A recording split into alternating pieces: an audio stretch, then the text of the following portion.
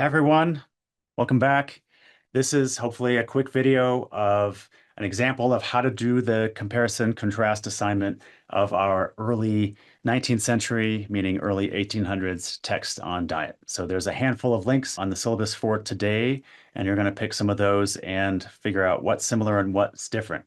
And there's a handful of questions on the syllabus that you should make sure to consult before you start doing this assignment. If you just wanted to click off this video and do the assignment, that's fine. There's no right answer. There's no right method. There's no particular way of doing it. But in case you are wanting a little bit more guidance and concrete examples of how to do it, I thought I'd give a quick demonstration of how I would do it if I were doing this kind of assignment. Here's the first one. I think it's the first link. Return to Nature, John Frank Newton, 1811. When you click on the link, you end up this sort of homepage for the book. Read free of charge is the thing you want to click on. Okay, here we are at the homepage. I like to scroll up and see what the cover of the book looks like. Sometimes they're pretty plain. Here's an example of that. But sometimes they're really interesting and beautiful. This one has been rebound, certainly, though it's not the original cover. Return to Nature, or A Defense of the Vegetable Regimen. So the first thing to do is pay attention to the title page. Sometimes there's a lot of information here. This one doesn't have a ton. Scroll down. If you see a dedication, sometimes these are really helpful, usually not, in my experience. So the introduction, the preface, the very first parts of the book, they usually are super helpful. I encourage you to skim these books. Like there's no way you're reading all of this stuff. We click to the overview here. There's a lot, and I don't want you to read this. Okay, that would be insane. I want you to skim parts and pay attention here and there when it seems like it would be helpful to do that. Okay, introduction. It may be thought presumptuous in one unconnected with the medical profession or the profession of medicine to write a book on diet. Okay, so immediately this person is establishing himself, right? The author is unconnected to medicine. This is not a doctor, not a physician, not licensed. Why should we believe anything in this book? Well, he explains it. But having for many years been a habitual invalid, finally finding relief, I am anxious with sympathy for the afflicted to impart others the advice. How do we analyze this kind of book? Okay, so let's figure out more of what's going on. So now he's not a medical profession. He suffered. He figured out a way out of his ill health. So keep reading, keep reading, keep reading. Keep skimming. When you get to section headings, that's often a key indicator of sort of how a text is broken up. Sometimes you'll find table of contents. Early parts in the books, we'll see that in a second. This one doesn't have one. One thing you can try is click on the overview here, and you can see if there's sort of big page breaks where they're starting a new section. If you just skim through here, you get to see the Google scanning fun and the finger condoms. There's no obvious section breaks. There's these big spaces that we'll investigate in a second, but there's no clear like sections to the book that we might find in other places. So that's not helpful. But obviously the beginning of the actual text we should pay attention to. Can it be expected that even those who suffer from sickness and suffer seriously will have fortitude enough to abandon the luxuries to which they've been accustomed? What a great quote, right? And this is the basis for this book, right? He's saying our diets are too luxurious and they've corrupted us. Are we going to have the strength to go back to a simpler diet? Think of the context. Now, we talked about before, industrial revolution, industrializing economies, global food production. People have access to all kinds of foods and quantities of foods that was just unimaginable a century ago. And right, so that changes fundamental relationship to diet and health. So keep skimming, keep skimming. Where else can we look? Okay, new paragraphs are always a good place to skim. To begin, where it becomes us Christians to carry out our first attention, the scripture account of paradise. Okay, so that's the frame for this whole thing. So we've gotten a couple different frames, right? We've gotten, I was sick, I want to share this advice. Let's go back to the Bible. Let's go back to paradise. Let's go back to Genesis. So clearly the biblical frame, right? This is a religious argument about why we should have a vegetarian diet. Skim, skim, skim. Book of Genesis. Another allusion of great antiquity to man's dereliction of his natural diet. Okay, so now we're really getting into the meat of the argument. Like we have a natural diet, right? It's in the Bible, and we're not following it anymore. And we've gone astray as a society, and we're sick.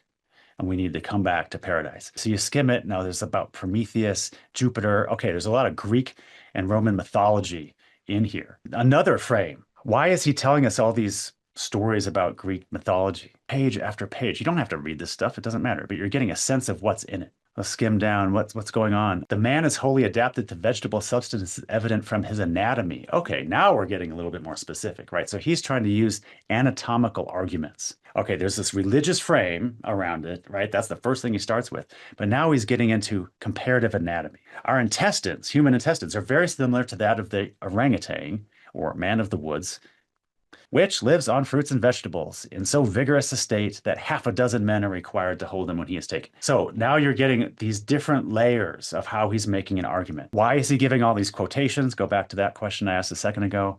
It's part of how, and if you read more of this, it becomes clearer, it's how he's establishing his expertise. He's not a physician, tells us this right away, first sentence.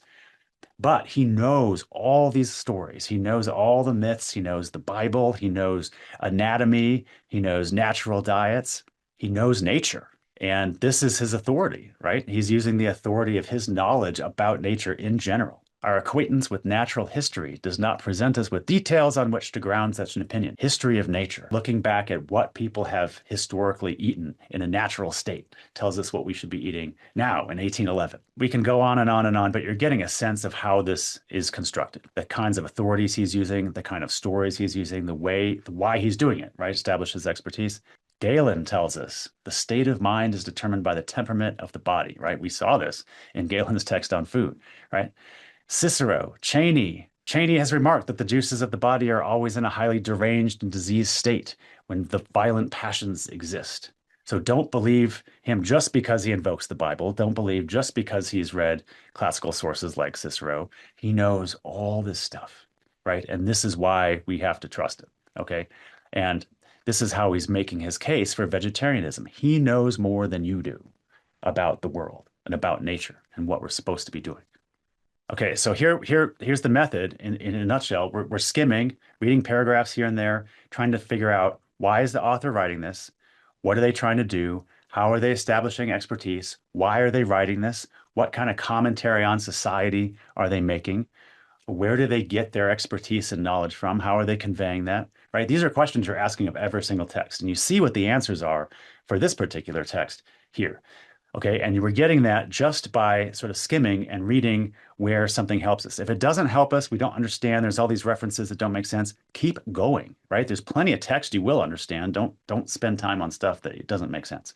Another technique is to search for words, topics, ideas that we've talked about in the class. Okay, so let's look at nature, or let's do natural. Okay, I trust some student of natural history will take it up and investigate the consequences of perversion of diet of domestic animals. And of course, as we just saw a second ago, he's not talking just about domestic animals. He's talking about humans. We've perverted our natural diet, right? We've started eating all this meat. It's making us sick. Our natural diet is not to eat meat, according to him. So just seeing how the word natural is invoked gives you a really strong sense of what's going on in this author. Okay, disease. How is he talking about disease?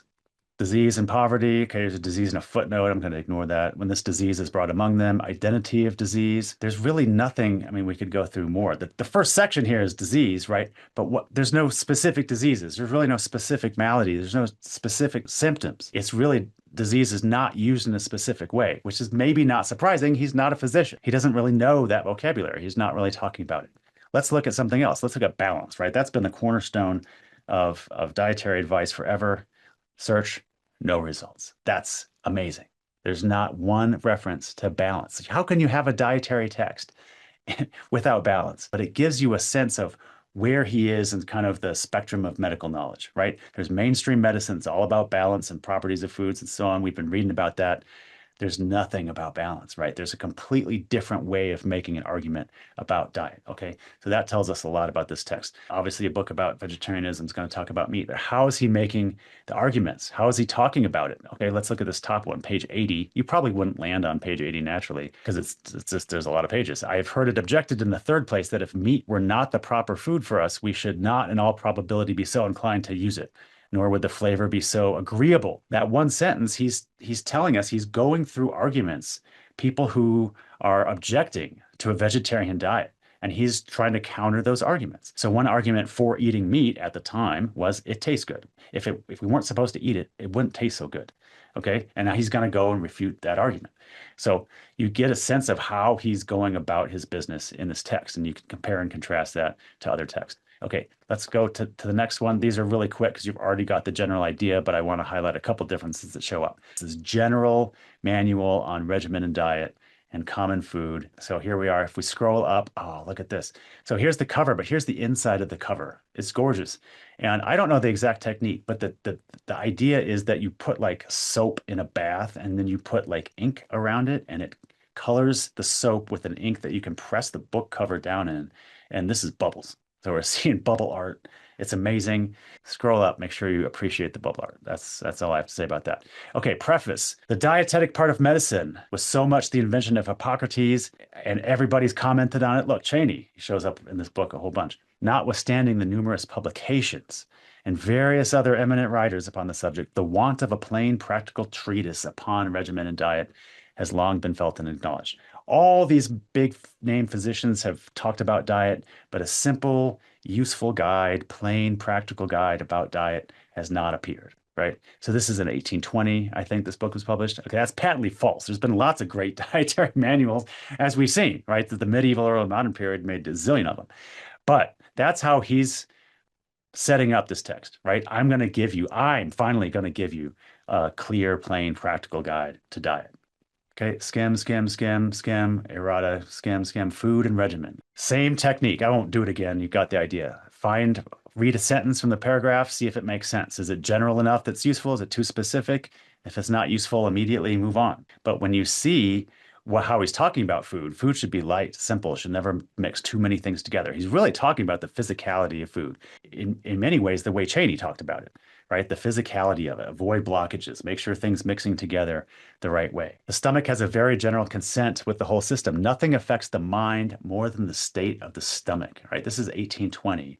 And if you followed anything about dietary advice in the last, I don't know, 10 years, you'll have noticed the rise in publications and news pieces about the role of our gut biome in affecting our mood and depression and other kinds of diseases that are really hard to study. 200 years ago, we knew that the stomach really influenced the mind. But exactly how was unclear, right? Still is for the most part. But this idea that, we might think some of our newest fads in diet are really new. But if you go back far enough in dietetic literature, you're going to find the same kind of sentiment somewhere. Intense thinking and anxiety never fail to weaken the powers of digestion and thus produce diseases, right? So as we saw with Cheney, disease is often a result of incomplete or corrupted digestion, right? Something didn't get digested, putrefied in the stomach, and putrefaction usually means bad news. So you get sick. Let's look at the general view, longer text, lots more like spaces where you can look at, okay, ragouts, fricassees. He's going kinds of, not just foodstuffs, right? Not just ingredients, but kinds of dishes, explaining what they are. Super vermicelli is too rich for weak stomachs, telling you when you should eat it, when you shouldn't eat it. Okay. It's being very, very, very specific about different kinds of things. All the instances of disease, there's a lot of them here, are really about incomplete digestion. So that's his conception, right? That's what's going on. A popular treatise on diet and regimen from 1835. I just want to call your attention to this very quickly. Look, bubbles, more bubbles, big bubbles this time. It's just great. Okay, popular treatise on diet and regimen, textbook for the invalid and dyspeptic. So dyspepsia, indigestion, a big problem in the early 1800s and 1900s, as we'll see. Okay, so look at the title page again, popular treatise on diet and regimen. If we scroll down, the preface. I'm not reading this carefully because you've already gotten the idea. Finally, we get to a table of contents. Let's look at what's in here, right? So the absurdity of works on popular medicine. Okay, this is the introductory part. What is digestion? What is dyspepsia? Quackery, gullibility of the public. Okay, this guy's got something to say. So you get this sense that he's frustrated and people believe all kinds of nonsense about diet, and he's going to set things straight. So chapter 1 on diet.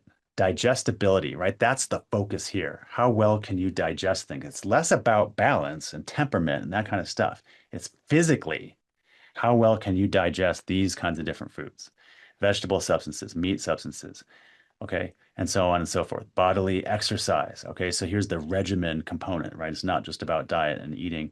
Ventilation, climate, right? So the truly Hippocratic view of medicine being a product of your environment and your lifestyle. On dress, right? On mineral waters, on sleep, and that's the end of it. Okay, let's look at the introduction a second. We saw a second ago in the table of contents, he's talking about sort of why people are so gullible and how he doesn't like popular medicine. And he's kind of setting the frame of this book is physicians are still really important. If you have disease, you need to go see a physician. There's a lot of things we can do with food and diet and sleep and stuff we saw in the table of contents to sort of better increase your state of health and continuity of health. But don't pretend that as a layperson, even though you're really smart and thinking public, you don't pretend that you can get by without a physician. Okay. So a different kind of frame, right, than we've seen in the other text. You can search for disease. You can see how things are described. Look at how he's talking about disease. Okay. This is a longer work, but most of it is descriptions about food, right? It's powers of foods. It's about digestibility. But look at all these references to disease, right? It's a different concept for him than it is in our other authors. So you've seen that the way he's approaching diet, natural diet, digestibility, completely different than how the other people were doing it. So this is kind of what I want you to compare and contrast. The degree of digestibility of each kind of meat will vary according to the age of the animal. Okay, that fact is irrelevant, but he's talking about degree of digestibility over and over and over. Meat somewhat underdone is more digestible. This is the main framework, right? This is digestibility. That's the whole point of this. Okay, so that's enough of looking at those texts. I think you get a sense of how to do this. Skim, find something you can use. If you can't find anything, keep skimming. Eventually, you'll get to something you can use, okay? Use the search bar, find natural diet, digestibility, balance, temperament, Galen, search for any term. Groats, don't forget the groats. Search for anything that we've talked about. Find those, see if they appear or not. Get a sense of how the text is working, find some quotes, put it in your reading response. I hope you have fun looking through these primary sources. Like, to me, it's a fascinating window into society, what they thought people should be eating, how they approach diet, how they approach disease. Don't take it too seriously, okay? Compare and contrast some text. There's way more in here than you're possibly going to get out. Okay, you don't have to be a professional historian to get this right. Just make an effort, and you'll have a really much deeper sense of the history of diet and health as a result, or at least I hope so. Okay, that's enough. See you in the next one.